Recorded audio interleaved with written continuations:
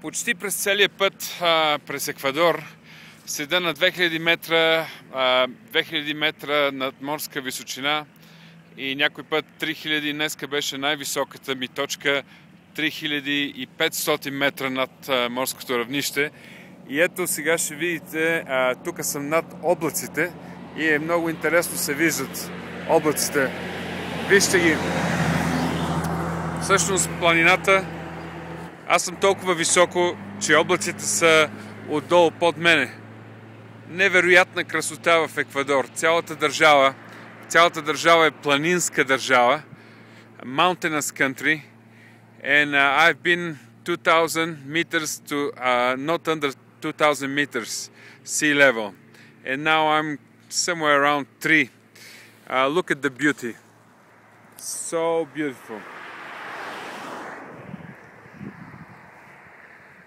Yes, you don't know where the sky meets the earth. It's so beautiful. Look at it. Mountains, mountains. Beautiful mountains.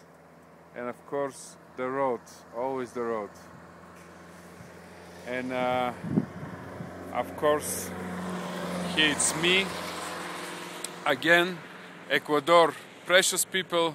Еквадор, много хубави хора, много приятни, държавата е много peaceful, мирна държава, спокойна и бензина, между другото, литъра е някъде към 60 стотинки, така че е много добре.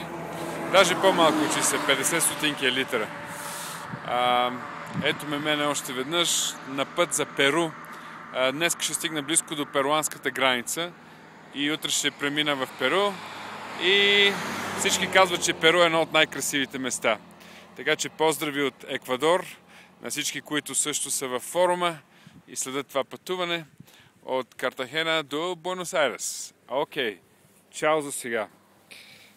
Още веднъж, между другото, преди да кажем чао, ето и красотите на Еквадор.